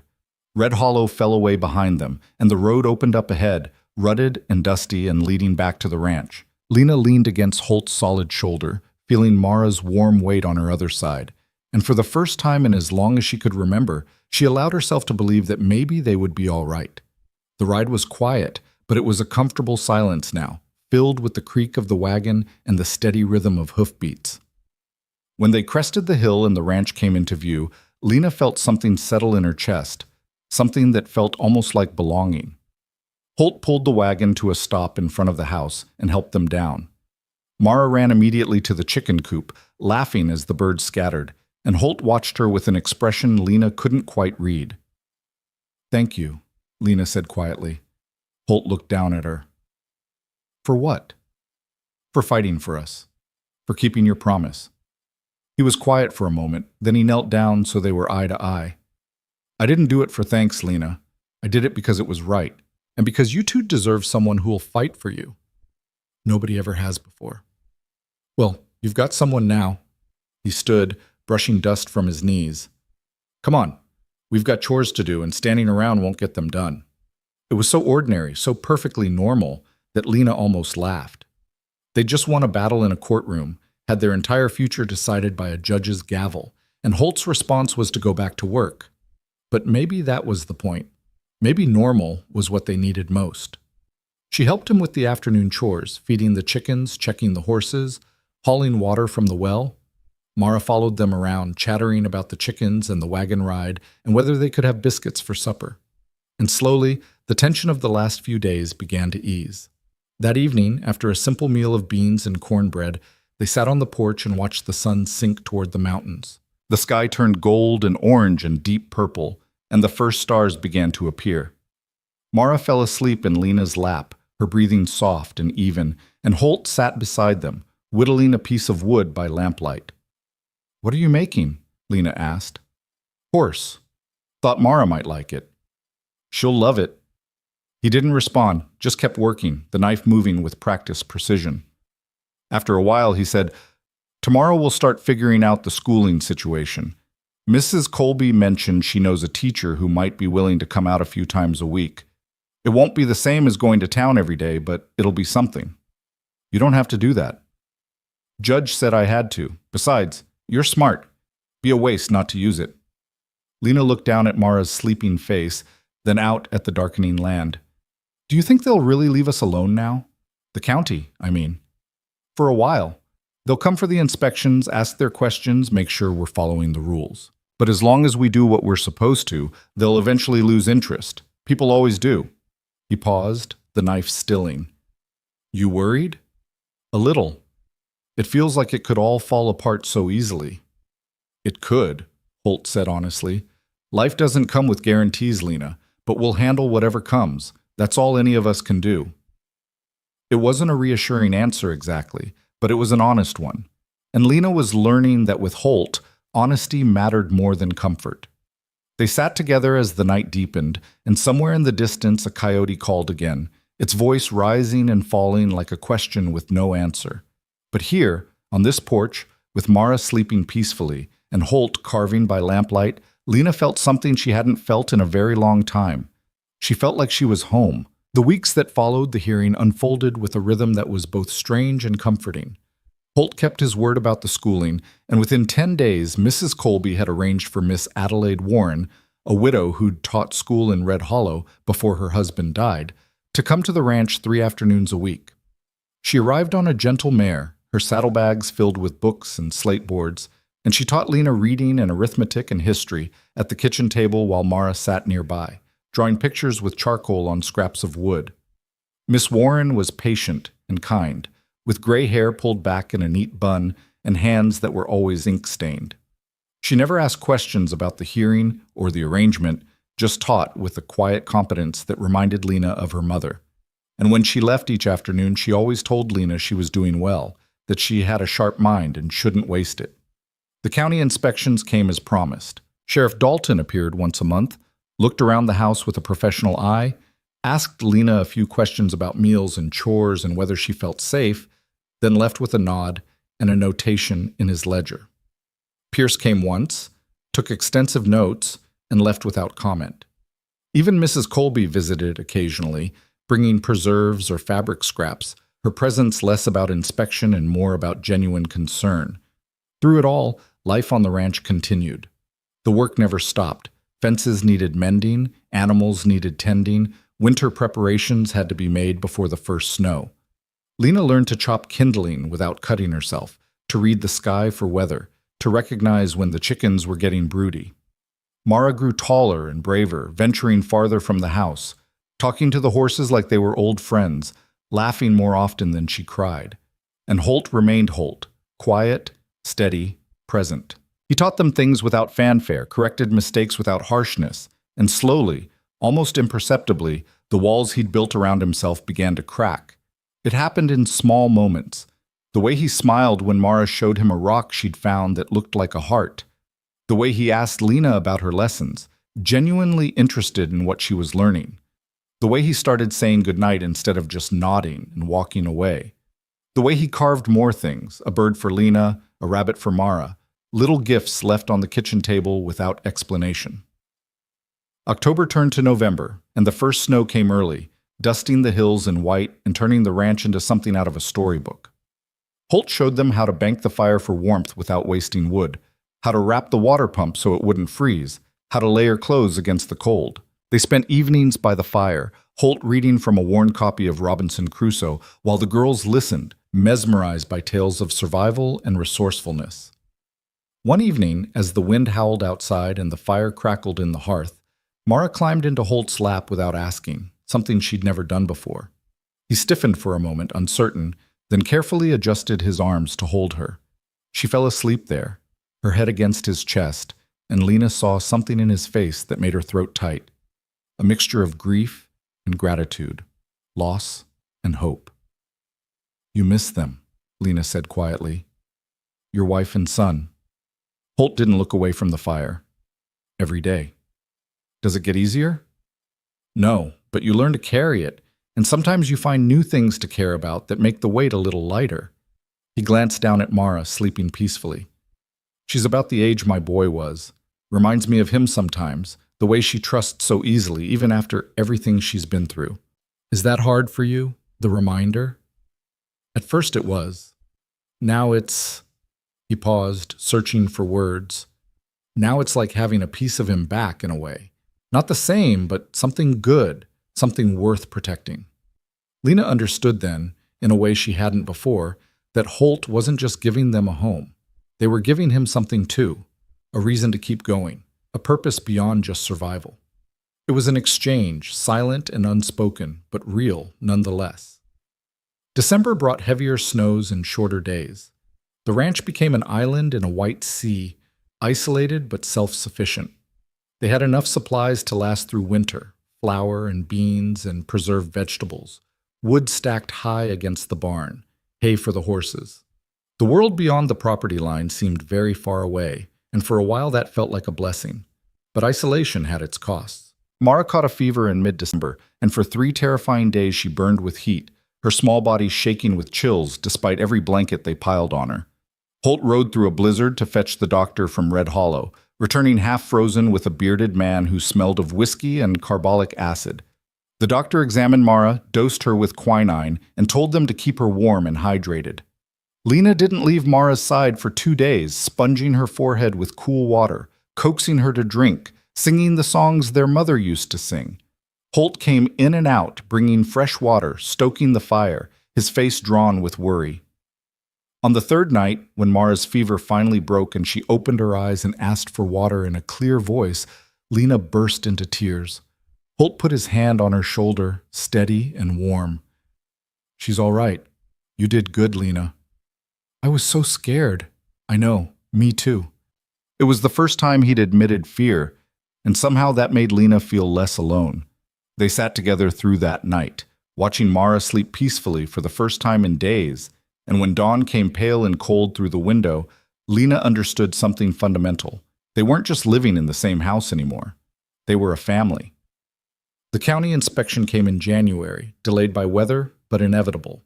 Sheriff Dalton arrived on a clear, bitter cold day, his horse's breath steaming in the frozen air. He checked the house, noted the school books on the table, spoke with Lena about her progress with Miss Warren. He watched Mara play with her carved animals near the fire, healthy and content. Then he sat down with Holt at the kitchen table and went through his checklist. Children appear well-fed and healthy. House is clean and adequately heated. Education is being provided as ordered. Miss Warren speaks highly of Lena's progress.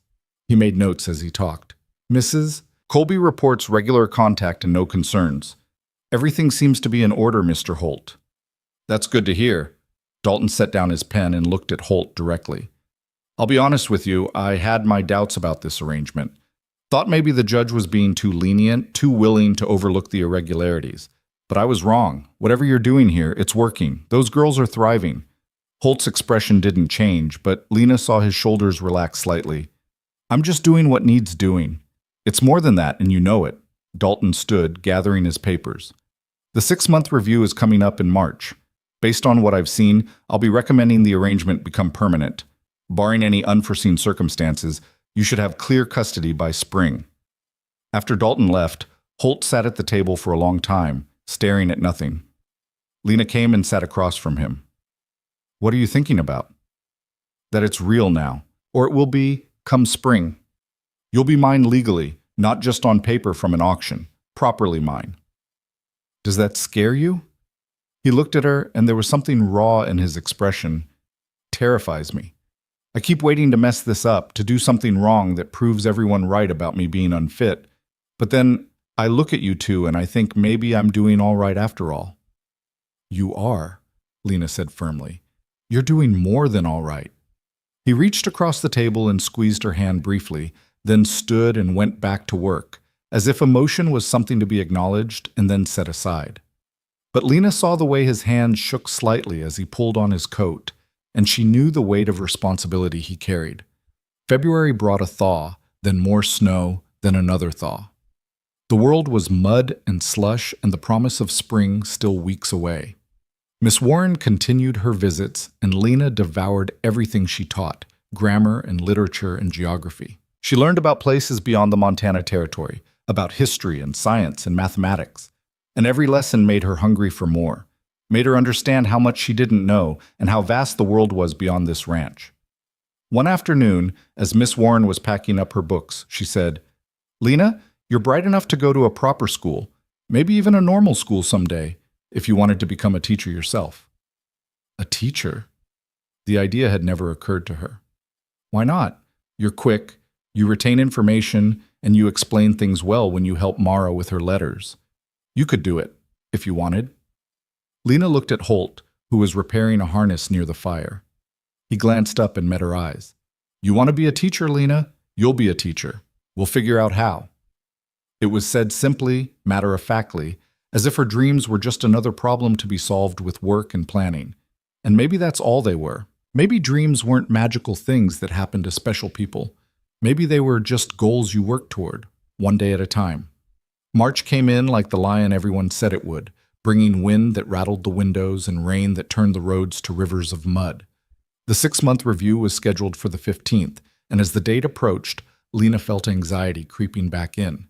She knew Dalton had recommended permanent custody, but she also knew that recommendations could be ignored, that judges could change their minds, that nothing was certain until it was over. The night before the review, she couldn't sleep. She lay in the darkness listening to Mara's soft breathing, trying to convince herself that everything would be fine. But fear had its own logic, and logic said that good things didn't last, that happiness was temporary, that the world took away what it gave. She got up quietly and went to the main room. Holt was sitting by the dying fire, still dressed, staring into the embers. He looked up when she appeared. "Can't sleep?" "No." "Me neither." He gestured to the chair beside him. "Sit." She sat, and for a while they just watched the fire together. Then Holt said, "You're worried about tomorrow, aren't you?" "Some, but I think it'll be all right. Dalton's a good man, and he keeps his word. If he said he'd recommend permanent custody, he will." "But what if the judge says no anyway?" "Then we appeal. And if that doesn't work, we find another way." He looked at her, his face serious in the firelight. "I made you a promise, Lena. I said I'd fight for you and Mara, and I meant it. Whatever happens tomorrow, whatever happens after that, I'm not giving up on you." "Why?" The question came out broken. "Why do you care so much? We're not your children. We're not even related to you." Holt was quiet for a long time. When he finally spoke, his voice was rough with emotion. "When my son died, I thought that part of my life was over. Thought I'd never have that again, someone to care for, someone who needed me. And for 5 years I was fine with that, or at least I told myself I was. Then I saw you on that auction block, and something in me recognized something in you. You were fighting for her, the same way I would have fought for my boy if I'd had the chance. And I thought, here's this kid who's tougher and braver than most grown men I know, and she's about to get torn apart by a system that doesn't care about her. And I couldn't let that happen." He paused, swallowing hard. "You asked me once if I regretted buying you. The truth is, you and Mara are the best thing that's happened to me in 5 years. You gave me a reason to get up in the morning that wasn't just habit. You made this house feel like a home again instead of a place I was waiting to die in. So no, you're not my blood. But you're mine in every way that matters, and I'll be damned if I let anyone take you away." Lena felt tears streaming down her face, hot and silent. She'd spent so long being strong, being brave, holding everything together, that she'd forgotten what it felt like to let someone else carry the weight. But here was Holt, this quiet man who'd bought them on an impulse and somehow become the father neither of them had ever had, telling her she was wanted, telling her she mattered. "I love you," she whispered. "You and this place and the life we have here. I don't want to lose it." Holt's voice broke. "You won't. I promise you won't." He pulled her into his arms, awkward and careful, and she let herself cry against his shoulder while he held her. And when the tears finally stopped and the fire had burned down to nothing but ash and memory, they sat together in the darkness and waited for morning. The review was held in the same courthouse, in the same room, with the same judge presiding. But this time felt different. The courtroom was nearly empty, just Holt, Lena, Mara, Sheriff Dalton, Pierce, and a clerk to record the proceedings. Mrs. Pritchard and Mrs. Harlan were notably absent, and Lena felt a fierce satisfaction at their absence. Judge Kincaid reviewed the reports in silence, his expression neutral. Then he looked up at Dalton. "Sheriff, your assessment." "Your Honor, I've conducted monthly inspections as ordered. The children are healthy, well cared for, and receiving appropriate education. Mr. Holt has complied with every condition set by this court. In my professional opinion, the arrangement should be made permanent." Kincaid nodded and turned to Pierce. "Mr. Pierce?" "The county has no objections, Your Honor. Mr. Holt has exceeded our expectations." The judge made a note, then looked at Lena.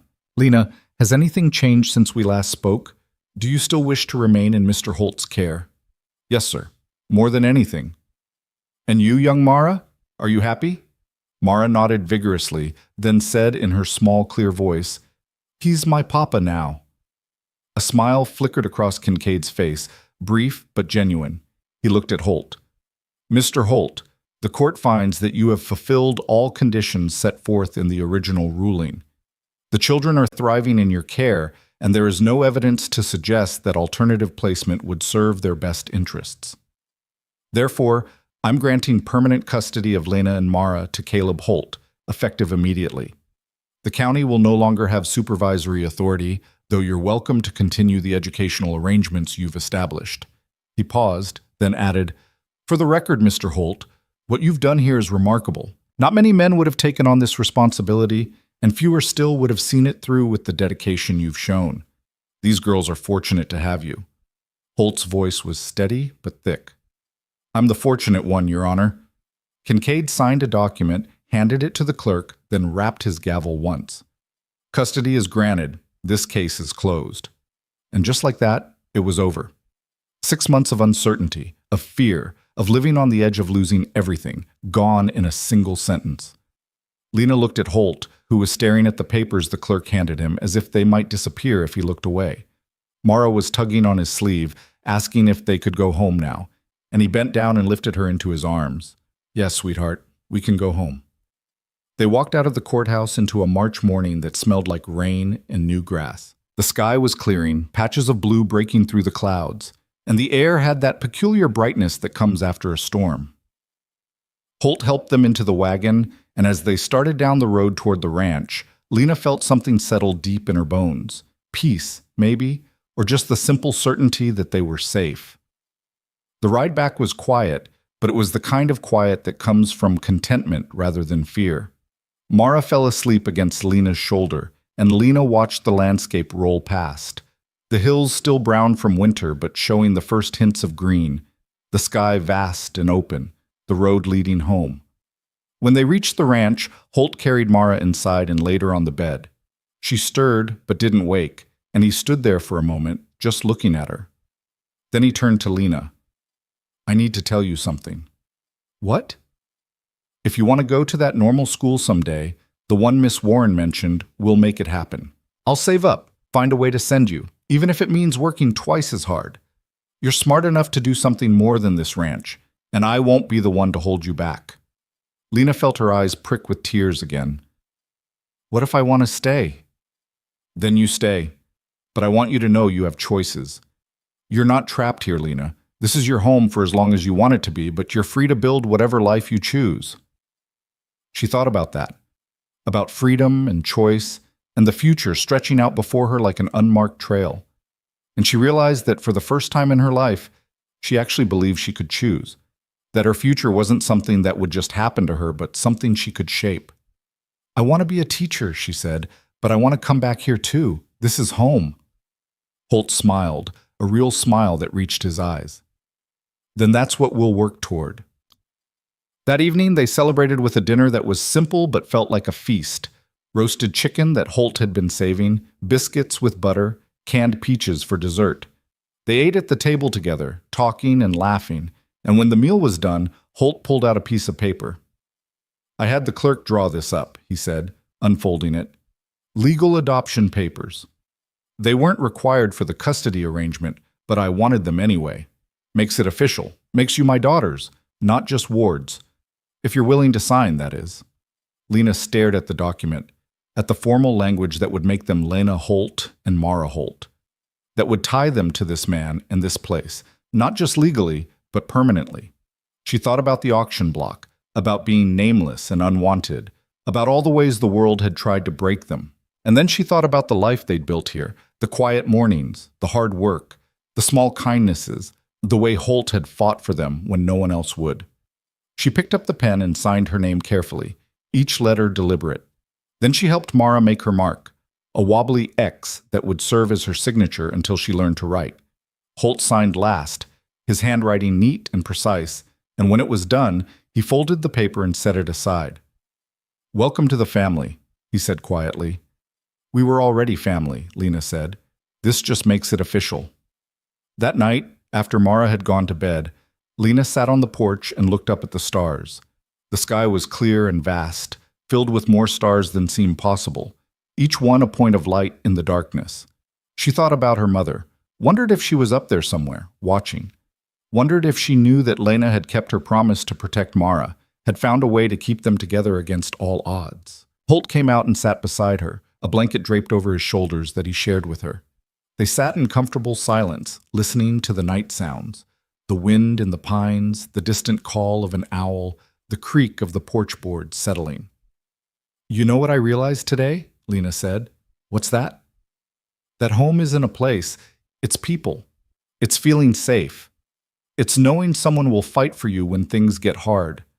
Holt nodded. "That's the truth of it. Thank you for giving us that, for being that. Thank you for trusting me enough to stay." They sat together under the stars, and somewhere in the darkness, the future waited. Uncertain, but no longer frightening, full of possibilities instead of just dangers. Lena thought about school and teaching and all the things she might become. She thought about Mara growing up here, learning to read and ride and be strong. She thought about Holt, no longer alone, no longer just surviving, but actually living. And she thought about the auction block in Red Hollow, about the moment when everything could have gone differently, when they could have been separated and lost to each other forever. But instead, a quiet man had stepped forward and paid $50 in silver and changed the course of 3 lives. Inside the house, Mara stirred in her sleep and called out softly. Lena started to rise, but Holt gestured for her to stay. "I've got her," he said. He went inside, and through the window, Lena could see him bending over Mara's bed, smoothing her hair, murmuring something that made her settle back into sleep. When he returned to the porch, there was something different in his expression, a softness that hadn't been there before, a peace that came from knowing he'd done right by these 2 girls who'd been sold like livestock and had somehow found their way home. Spring came in earnest after that, turning the hills green and filling the air with the smell of sage and wildflowers. The ranch came alive with new growth, colts born in the pasture, chicks hatching in the coop, vegetables sprouting in the garden. Miss Warren continued her visits, and Lena's education progressed. She read everything she could get her hands on, dreaming of the day when she might teach others the way Miss Warren taught her. Mara grew tall and confident, her laughter ringing out across the ranch, as she chased butterflies and climbed trees and became the child she should have been all along. And Holt worked the land with a purpose he hadn't had in years, building not just for survival, but for a future that included these 2 girls who called him Papa and had made his house a home. On a warm May evening, as they sat together on the porch watching the sun set, Mara looked up at Holt with serious eyes. "Papa, will we always be together?" Holt pulled her close, his voice firm with certainty. "Always. That's a promise. What if something bad happens? Then we'll face it together. That's what families do." Mara seemed satisfied with that answer. She settled against his side, her wooden doll clutched in one hand, and watched the sky turn gold and pink and deep purple. Lena sat on the steps, her schoolbook open in her lap, and felt the weight of everything they'd survived and everything they'd become. The auction block was far behind them now, a memory that grew fainter with each passing day, replaced by new memories of work and laughter and quiet moments of belonging. They'd been unwanted once, sold like property, nearly torn apart by a system that saw them as problems to be solved. But they'd found something rare in this hard country, a man who'd looked at 2 frightened girls and seen not a burden, but a chance to do something good. And in return, they'd given him back a piece of himself he thought he'd lost forever. The stars began to appear one by one, pinpricks of light in the gathering darkness. A cool breeze came down from the mountains, carrying the scent of pine and the promise of another day. Inside the house, the fire burned low in the hearth, casting warm light through the windows. And on the porch of a small ranch in the Montana Territory, a family sat together, not bound by blood, but by something stronger, something that had been forged in fear and hardship and had emerged as love. Lena looked at Holt, this man who had become her father in every way that mattered, and at Mara, safe and happy and whole. She thought about the long road that had brought them here, about all the moments when things could have gone wrong but somehow went right. And she understood that this was what home felt like. Not perfection, not certainty, but the simple knowledge that you were wanted, that you belonged, that someone would stand between you and the world when it tried to hurt you. "Tell us a story, Papa," Mara said, her voice drowsy with approaching sleep. Holt smiled, the lines around his eyes crinkling. "What kind of story?" "A happy one." "All right then." He settled back against the porch post, Mara in his arms, Lena leaning against his shoulder. Once upon a time, in a dusty town called Red Hollow, two brave sisters stood on an auction block and refused to be separated. And a man who'd forgotten how to hope saw them and remembered what it meant to fight for something that mattered. And together, they built a home where there had only been loneliness and a family where there had only been loss. And they lived not happily ever after, because life doesn't work that way, but contentedly and bravely and together, which turned out to be even better. Mara's eyes drifted closed, a smile on her lips. Lena watched the stars and listened to the steady beat of Holt's heart beneath her ear. And in the quiet of that May evening, with the world vast and mysterious around them, but this small corner of it finally, blessedly safe, she let herself believe in the story he'd just told, not as fiction, but as the truth of their lives. The auction block was behind them. The fear was behind them. What lay ahead was uncertain, but it was theirs to face together. And that was enough. That was more than enough. That was everything.